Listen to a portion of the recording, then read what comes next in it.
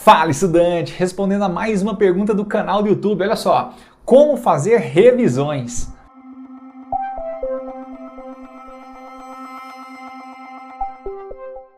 Bom, essa foi uma pergunta que chegou para mim, tá? Do Chiruba Shin, não sei se esse é o nome dele, se é o nome do canal dele, mas basicamente ele me perguntou isso, como fazer revisões, Gilberto?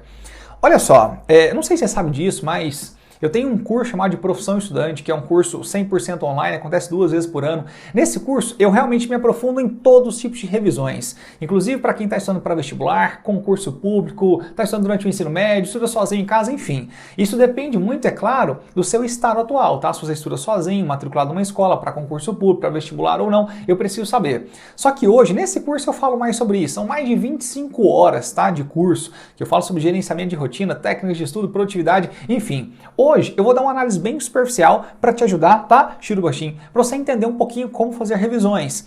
Mas basicamente, pessoal, olha só, revisão é talvez a parte mais importante do seu processo de aprendizado. Eu chamo de ciclo EARA, tá? Não sou eu que chama isso, todo mundo que entende aprendizado sabe que é assim. Olha só, eu estudo, só que estudar não é sinônimo de aprender. Basicamente eu estudo e para de fato eu aprender no final, eu preciso antes passar por 2 estágios. O primeiro é aplicar em exercícios o que eu estudo e o segundo é revisar aquilo que eu estudei. Portanto, eu estudo, aplico em exercícios, reviso periodicamente e aí, de fato, eu aprendo.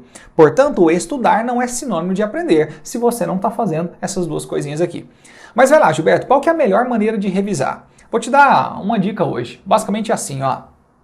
Você vai assistir vídeo aula ou aula, tá, presencial, depende do seu estado atual, tá? De uma matéria, sei lá, de paleolítico, de história, tá?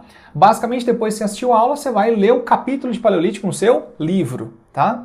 Bom, terminou de ler o capítulo de paleolítico no livro, você vai montar o seu resumo. É assim que faz, tá? Montei o meu resumo.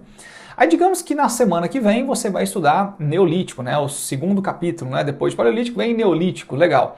Então você vai assistir a aula primeiro de Neolítico, aí depois você vai para o livro ler o capítulo de Neolítico, né? Só que calma. Antes de começar a ler esse capítulo de Neolítico, você vai rapidinho revisar o seu resumo de Paleolítico.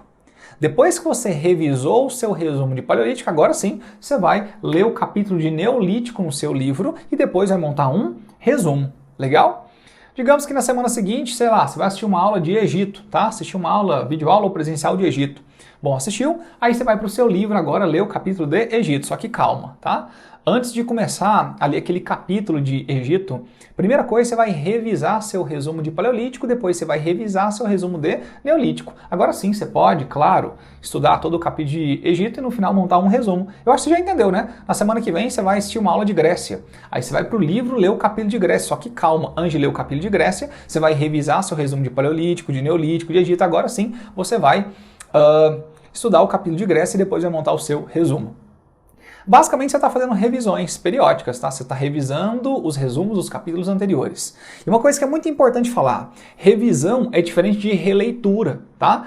Se você está lá no capítulo 17, não tem como você reler 16 capítulos anteriores para revisar. Se você fizer isso, você vai demorar um mês inteiro para fazer.